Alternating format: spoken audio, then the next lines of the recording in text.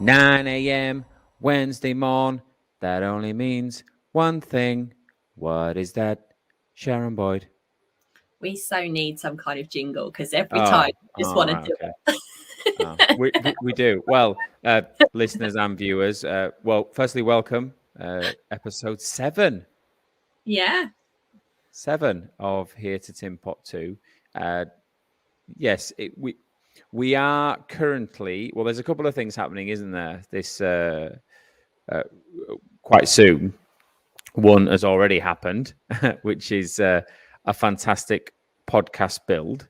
Yeah. So over the next couple of weeks, you will see the production value significantly increase. And I think this is, it's like anything, isn't it? And this podcast, by the way, which I didn't mention, is all about running, which I'm going to get into in a second. But it's a little bit like running, isn't it? When you start a podcast, is you start small, you start cheap, and then you go, ooh, I'm quite enjoying this. It's a bit like therapy. I'll spend a little bit more. Maybe I might get a microphone or a camera. But in true Here to Tinpot 2 fashion, we've just gone, right, okay, we need a studio. And then also we need to engage professional lighting, sound, and camera people to up the production value. So, yes, listeners and viewers, your eyes will be feasted and be full, and listeners, your ears will be unwaxed.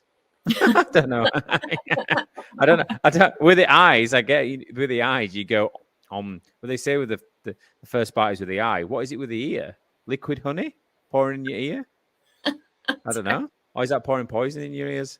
Either way, who knows? How are you, Sharon? Yeah, really good, thank you. Yeah. How are you? I'm very well. I've just recently had my birthday Happy last week. Yes, thank you very much. I am now 9 years young, which is great.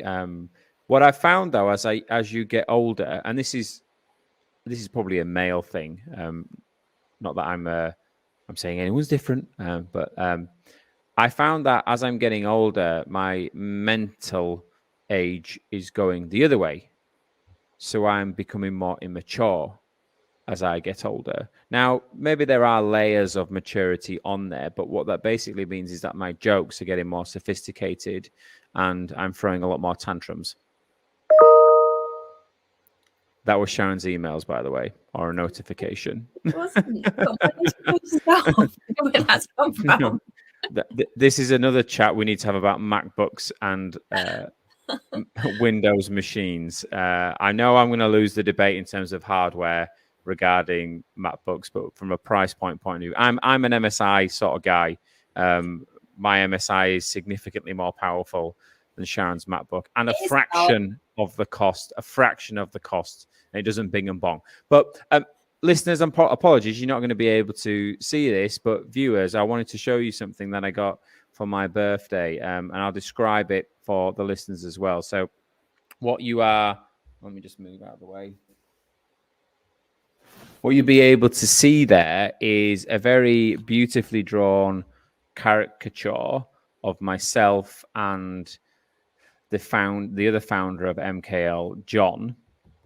But it's a Rick and Morty caricature. So you've probably seen the Simpsons ones where you can get them. You get drawn in various poses in front of the Simpsons house. This is myself and John coming out of a portal that Rick's created, and I've got a gun in my hand. I've got the nice B logo on my arm, which is an MKL design. John is coming out, and he's got Yorkshire tea in his hand because he is a Yorkshireman, like myself, not a Southerner. I just wanted to show that with people. I just wanted to share it. I like little quirky gifts like that. But this podcast, as I said, is all about running. Myself and Sharon, I think we've flirted with running over the years. I think the thing that both inspired us to get back into running was, I was going to say a mutual friend, but we don't know him. We do. Well, I feel like I know him because I've read his book.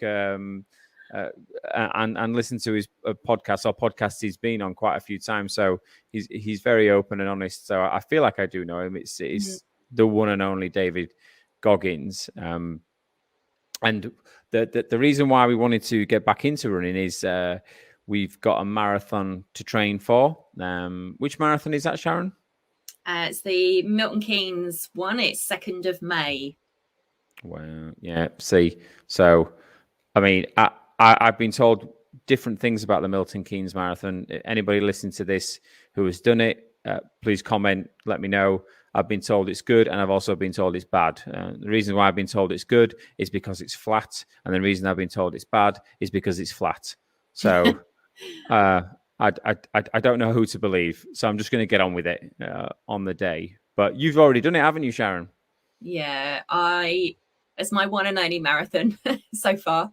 And I did it when it was 27 degrees. And I absolutely loved it, actually, because you run through a lot of different communities, and everyone comes out, and because it was so hot, there was people shooting us with water guns and providing us with... No. Who was shooting you with water guns? There were firemen along the way as well, which was hoses, which was slightly different. Let's not go into that. Nice little treat along the way. But yeah, the community spirit was out in full force. For you, it was probably a good experience. I don't know how I'd feel being hosed off by a fireman. Not an experience I'd never actually gone out and explored, but now that I think about it, on a hot day like that, I would imagine that it's very. What was your time? I know it was coming up for 6 hours, so I'm a bit of a plodder. All I wanted to do was survive it because it was so hot. So as long as I beat that this time round, I'll be happy. Well, I mean, to be honest, for me, I'm not doing this for a time. I'm doing it just because I want to get through it. So I know then people go, "Oh, I did it in 3 hours. I did it in 3.5 hours. I did it in 6 hours. I did mine in 7 hours, or whatever it might be." I don't care. I just want to finish it. Well, we're doing it with an aim, aren't we? So the next point on from this is for us to attempt ultras. Well, I mean, technically, you could do that already. The reason why I wanted to do an ultra, which is an ultra marathon, and I believe it's classed as an ultra anything over 30 miles, and then God knows where you go there. I mean, you've got like the Badwater 130 or 135, which is what is in Death Valley that David Goggins runs, or you've got nearer to home for me, there's the Liverpool to Leeds Canal, which is 140 miles. I mean, you probably do that really quickly running down that canal because there's all sorts of stuff that goes on down there. But that's the aim is to do that. And for me, it's not about the fitness per se. I just want to see if I'm mentally tough enough to be able to do that, because it comes back into that comment or that nice story that David Goggins talks about around that 40% rule. That when you feel, or when your brain's telling you that you've had enough, you've got at least 60% left in your physical tank to be able to go more. And I find that quite an intriguing concept to test.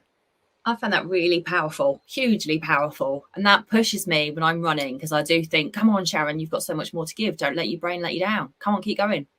And then what I found as well is, naturally, everybody's busy. So it's not as if we could go, I'm going to jack everything in tomorrow for work, and I'm then going to go and train for a marathon. I'm going to train for an ultra. You've got to be able to fit it around your family, your work commitments, your social commitments. If you have any, Sharon does. I don't have any friends, so it doesn't really matter for me. She's a social butterfly. But then you've also you've got to find that balance between coming home from work and what I normally do is I will come home from work and I will go upstairs, I've all the intention. So I'll put my running stuff on, not my shoes yet. I'll put my running stuff on, come downstairs. I'll put my phone in my arm, arm carrier that I've got, and my key to my front door. And I'll get Nala, my dog, all geared up. That's Sharon bonging again. MacBooks. Go back to that. This is what I'm talking about around the professionalism here. We got a weak link in the chain now. So I'll get Nala ready. And Nala, I've found, is a fantastic running partner for me. She's a sheepdog, so she's fantastic. And she'll be sat on the floor near the bottom step, and I'll be sat on the bottom step. I'll have my running socks on, my running shorts, my running top. I'll have my phone strapped to my arm, key in it. She'll have her harness on, her lead on, and I'll be staring at my shoes going, oh, I don't know if I want to do this. But what I found for me, the trick has been is to get her ready, because she's sitting there sort of like whimpering ever so quietly, like, ready to go. And then if I just turn around and went, no, I'm not going to go now, I feel really bad. Yeah. So you can't back out once you've got your dog ready. Well, that's it. Once she knows it's walkies time, and it goes. And she's very good, because I'm very lucky to live in a place where probably a 5-minute run from the house to the place where I go running is just open farmers' fields. And I wanted to do a lot of trail running, because I found that with trail running, it's a little bit more dynamic. Your hips move a bit. I mean, there's a lot more prone to injury, but I found that my legs work a lot harder running on the trails, which means I probably punish myself a bit more, which is good, I guess. But also, when I take Nala, I can't take her off the lead at the side of the road. But once I'm up on the farmers' fields, I can take her off the lead and she'll run with me. And last night it was hill sprints. So it wasn't just hill sprints, though, was it? It was hill sprints in new trainers. So this is where we've had different approaches here, isn't it? So I've also got new trainers. So I did an indoor walk because it was late, because I've had my trainers for a while. Here they are. So listeners, pink Nike trainers. So I've had these new trainers for some time, but I decided last night, okay, so Mark's got new trainers. I'm going to break out my bad boys and finally kind of try them out. So I did a 3-mile walk in my house whilst watching Squid Games.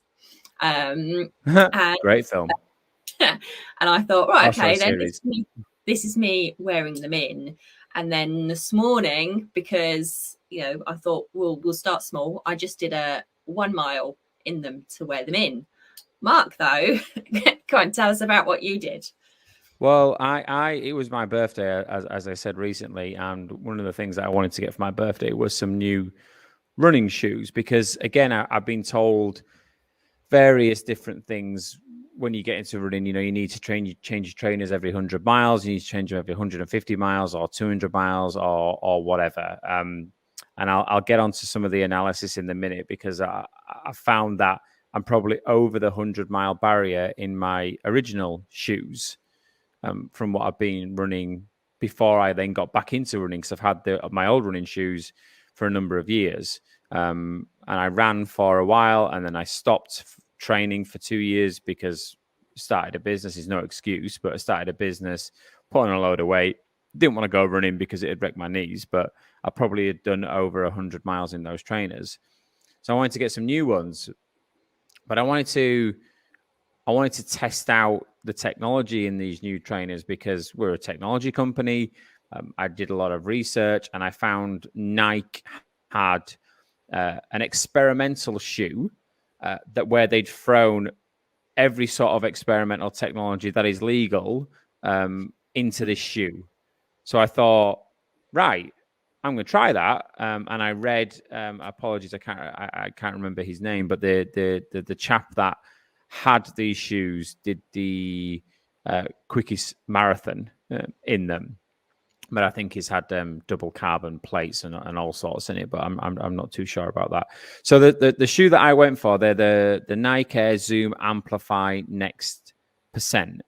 And I'm going to share my screen at the moment, and I'll describe them to the listeners. But these are like moon boots. So I put them on for the first time. They're carbon plated, which you get a nice kick. Which again, I'm learning all this. So when I was in the market for a new running shoe, I was hearing people saying, "Oh, you need a carbon underlay to it or a carbon insole." I'm thinking, wouldn't that be hurt your feet having a carbon insole? And interestingly, these Nikes are the first ones where if you turn them upside down, they're the first running shoe, I believe, that has the carbon plate on display. So you can actually touch it and see it. It's just a black metal, well, carbon plate. And the trick is for that is when you push off the ground, the carbon plate is supposed to contract and spring, and then that propels you forward.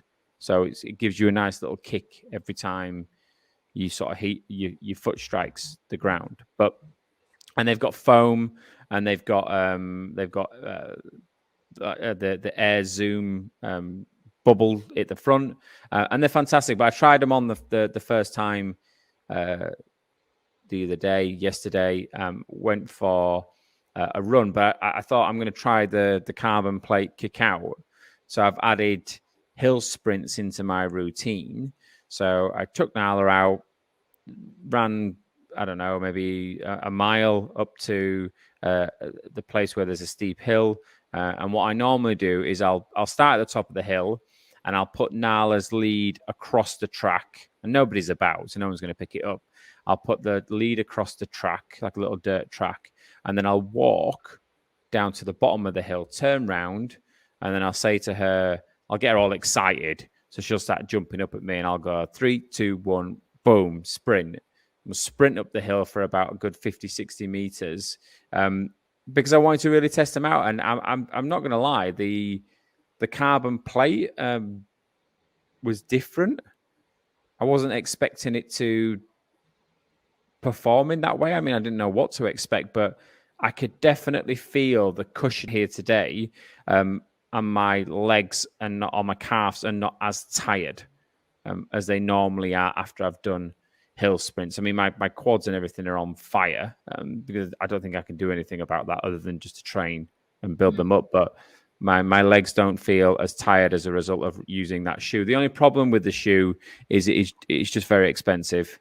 They are a very expensive shoe, so I need to be careful with running in them because they're not really designed to do trail running. So I'm going to keep my old shoe to wreck on the farmers' fields and use these Amplify Next Percent to be able to do a bit more road running. But shall I share some data with our listeners and viewers, and then we can talk about our different approaches to this?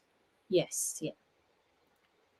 So viewers, you'll be able to see a very engaging Excel spreadsheet. And listeners, what we have here is we have 2 columns. And the first column is all my runs, and the second column is all Sharon's runs. So first run to 23 runs for me, first run to the 9th run for Sharon. Now, you might be thinking, well, you've done 23 runs, Sharon's done 9, but we've got very different approaches to this. So do you want to explain your approach, Sharon, and then I'll talk about mine? Yeah. So I'm doing it slightly differently to how I did it before. So when I was doing marathon training before, I went to the local lake, which is 1.5 miles, and ran around it and kept building up by running more and more and more and more runs around the lake. This time I'm doing something slightly different in terms of I'm doing events. I find that events work really quite well for me. So in my event calendar, every 2 weeks I've booked a run, and most of them are 10k, and then I get into halves. So that's what I'm doing, and because I've got to, there's going to have to be some work done between a 10k and a half, because a half is double a 10k. There's extra pressure on me then to make sure I run further. But yeah, as you can see from my graph, mine's kind of the peak, so I tend to do 7 miles at a time, and then I drop down and just do a couple of maintenance ones. versus you do things slightly differently, don't you?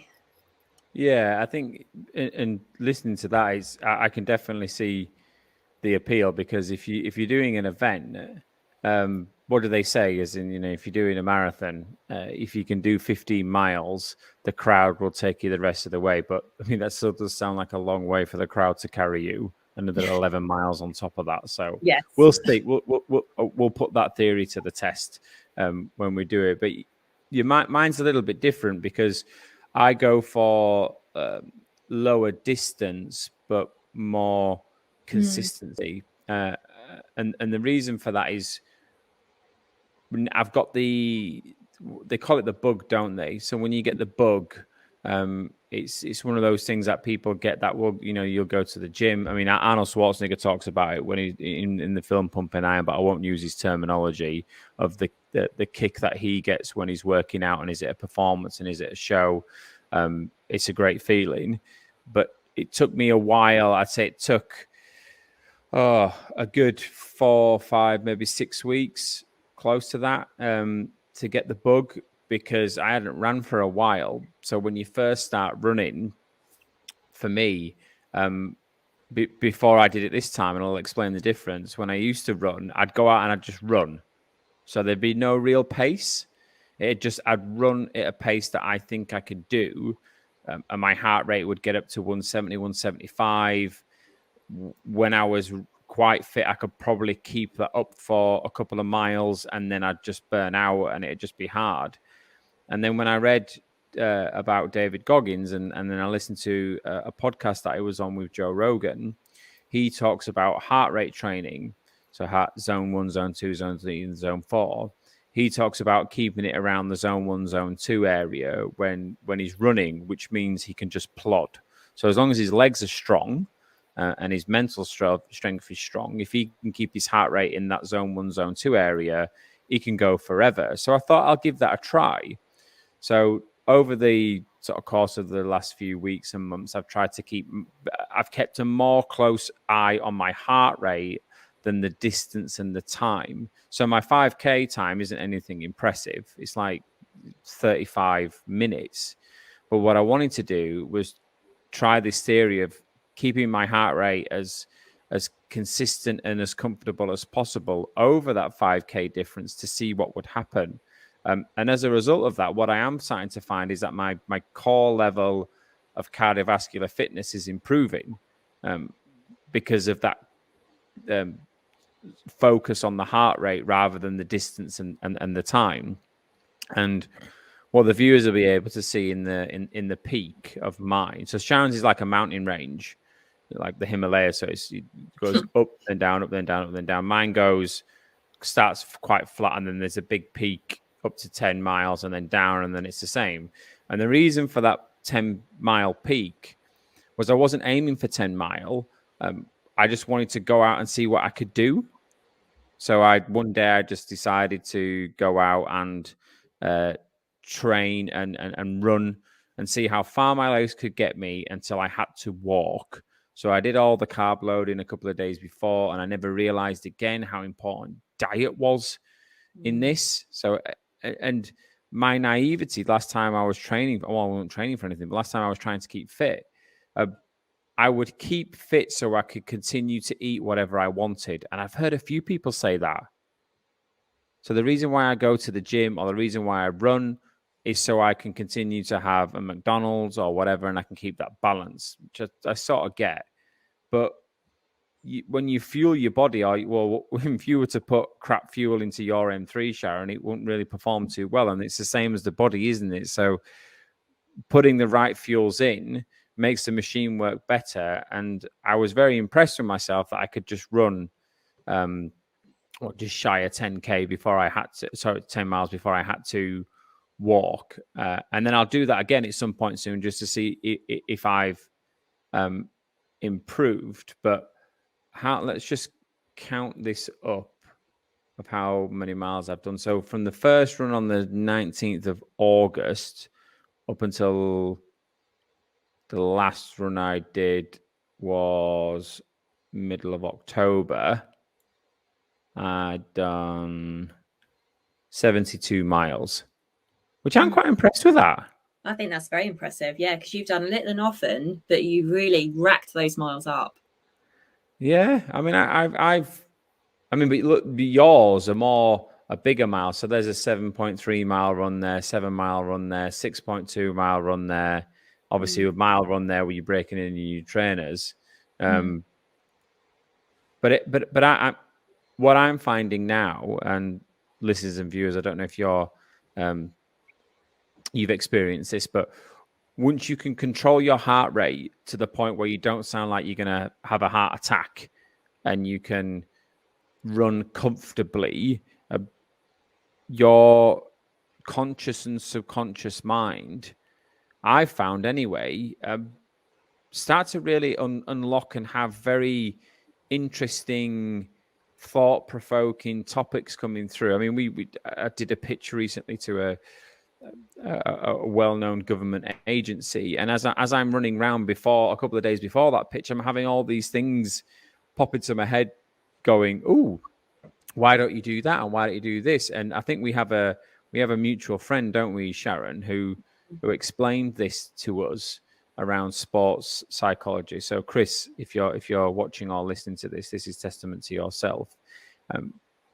And he said to me, myself and Sharon, when we met him for lunch, that when you're doing something quite physical, like running, and I apologize, Chris, if you listen to this and I'm not quite nailing it, but I remember sending you that very, very random voice message after a run. I don't normally do that. I don't come from a run and then randomly put a voice message in WhatsApp to a dude and go, "Guess what? This." But it really struck a chord with me, because we did an experiment in the car park, didn't we? And it's a shame it's one of those experiments that you can't really mimic over a podcast, I guess.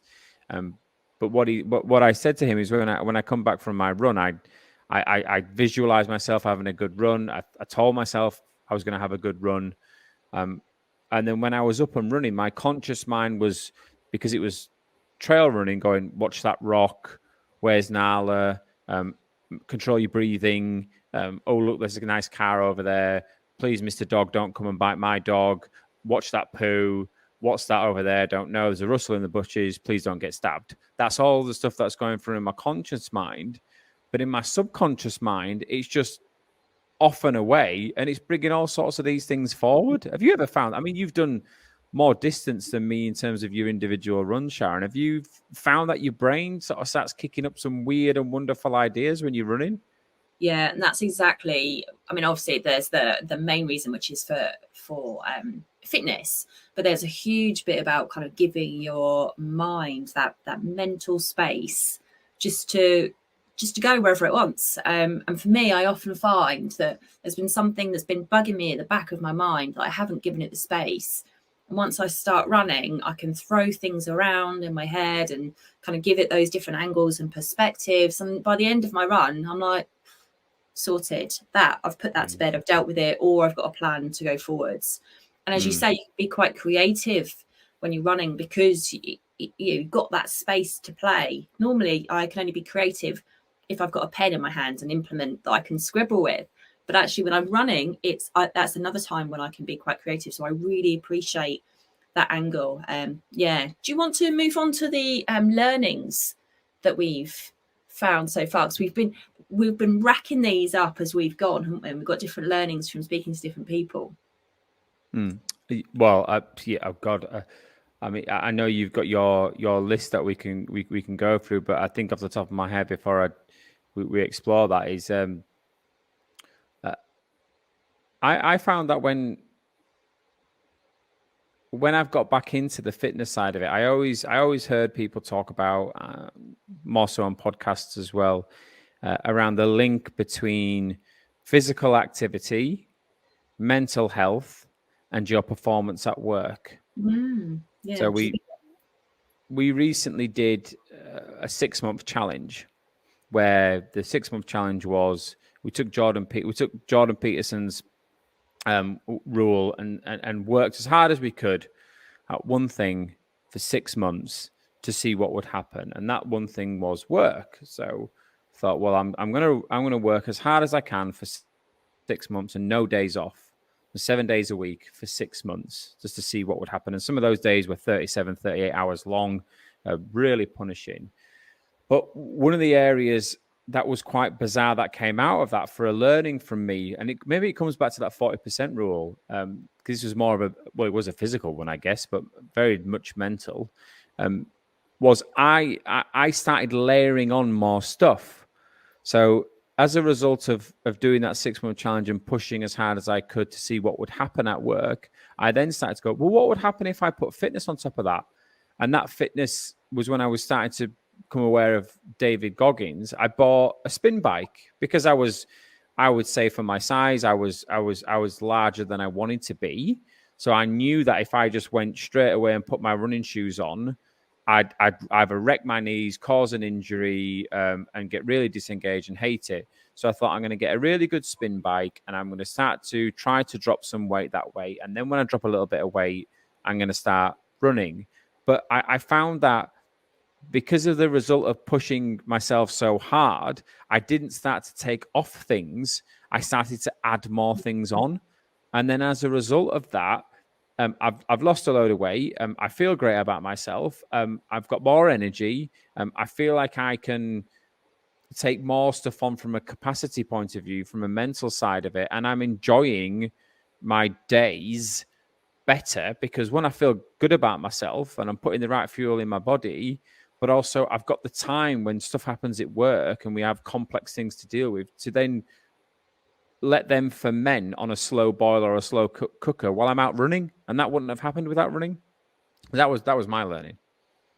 Yeah, no, I absolutely agree. And one of the learnings I've got on here, you just touched on actually, which is fueling. So whether that's pasta, banana, porridge, whatever it is, doing that carb loading makes such a difference to us, doesn't it? Making sure you've got that fuel in your body before you run.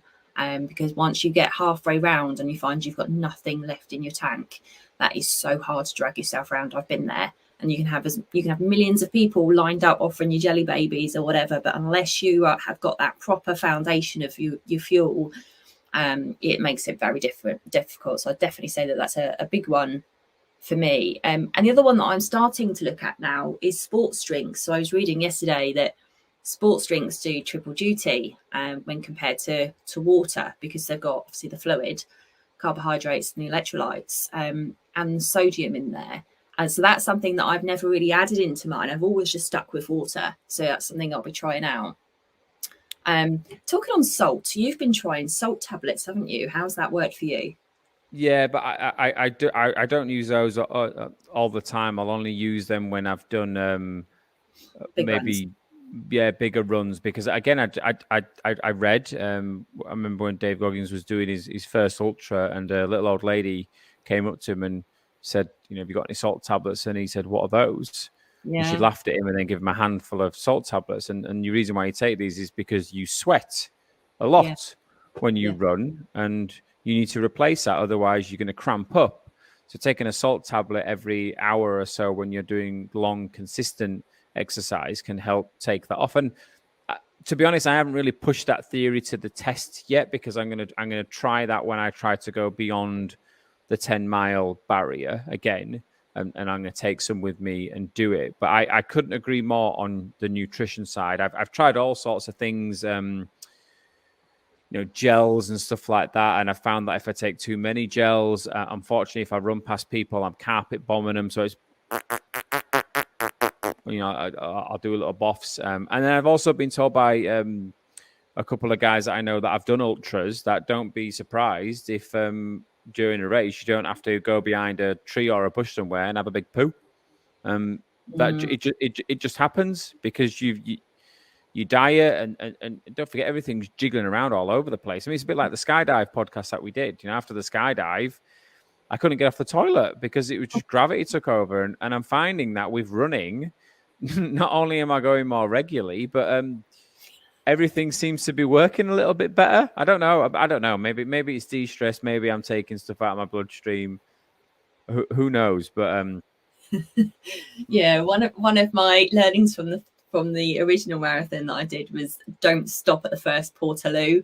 on a marathon if you're a girl, because the rest of the world is doing it too, and you just wait forever and just waste precious time. I think I wasted about 15 minutes waiting in a queue at a Oh port. no. And it was just because it was like, oh, I think it's like nerves, because you've got 26 miles to go and you're thinking, oh, I don't know when the next toilet is, and girls can't just nip behind the nearest bush as easily as boys can. But Or you can do a Paula Radcliffe and just go carry at the on. side of the just squat down and do it. Yeah, and because you've got a time start and all the rest of it, it's yeah. So for me, that's a definite learning that I need to just. What I did read the other day is to try to get into a routine of running on your exercise runs, like your training runs, as the same time as you're going to be running your actual timed races, because then your body can start to acclimatize between what time you run and what time you might need to prep in advance. If you know what I mean? That's difficult when considering the way that we work. It's going to be quite.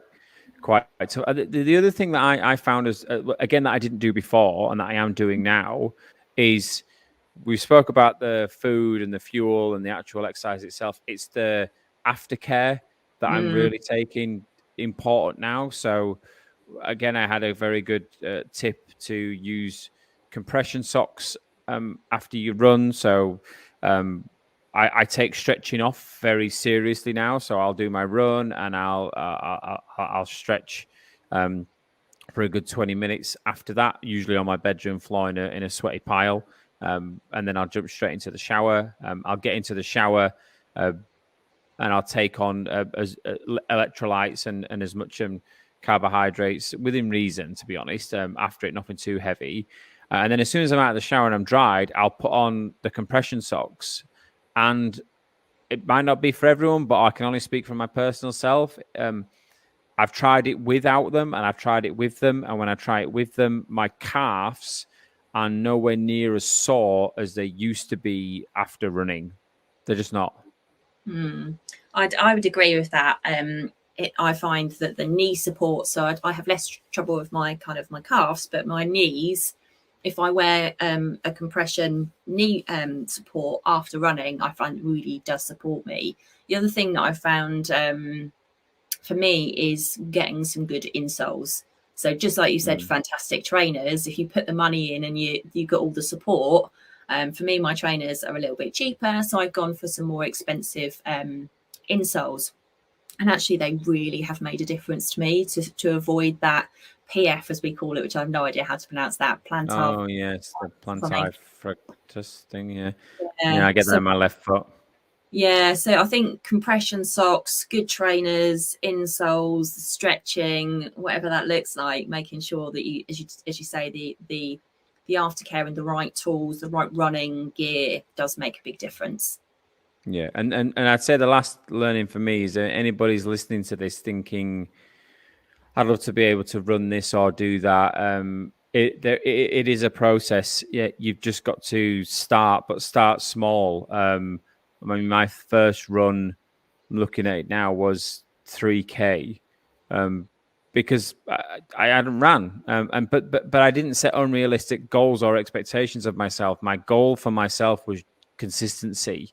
So just get out there and just do it, because the miles and the distance and the calories and the heart rate are one thing, but I wanted to overcome the mental barrier of actually having maybe a difficult day at work, or you're not really feeling up for it, but then still putting on my trainers and going. And I tell you what, I've had plenty of days like that over the past sort of couple of weeks and months.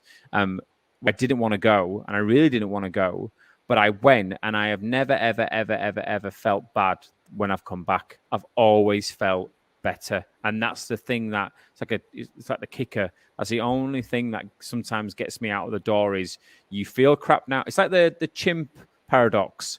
So my chimp's screaming out in my head, "You don't want to do this. Why are you going? What if someone sees you? What if you trip? What if you wreck your fancy shoes? Oh, what if you step in poo? What if you sprain your ankle? What if? But when I slow that down, I go, yeah, I get all that, and all that could happen. But you and I both know, don't we, Mr. Chimp, that you're going to feel really vain and good when you get back, and you're going to be able to brag about it. You're going to be able to update your spreadsheet. You're going to be able to go to Sharon, look, I've done my run. You burnt your calories. You're going to get to put your little socks on, and you're going to feel good, aren't you? And he'll go, yeah, fair enough. Let's go. I think that is good though, when you've got someone who's doing it along with you, and you can say, look, I've done this and this is what I'm doing. And I find that massively helpful, whether it's not really the bragging piece, but it's kind of the accountability side. I've done this, or I've done that, or I haven't done that. And then you give me a good shove and go, come on, Sharon, I've done twice as many miles as you. What are you doing? That's quite motivational for me to go, yes, especially as I'm quite competitive. So I would say, if you are just starting out, if you can find someone who's also starting out with you, and you can both kind of give each other a bit of a shove along the way, that can be really quite powerful to keep your motivation. Well, you do say you're competitive, but this isn't really a competitive challenge, is it? Because I'm absolutely rocking you. There's still time. Yeah, there's still time. There's still time until May next year. So, yeah, I think we can start to wrap it up there. But again, if you're watching this right now or listening to this right now, just start. So tonight, when you get home, or if you're on a night shift, wherever you are in the world, listen to this. Just put on a pair. You don't have to have fancy shoes.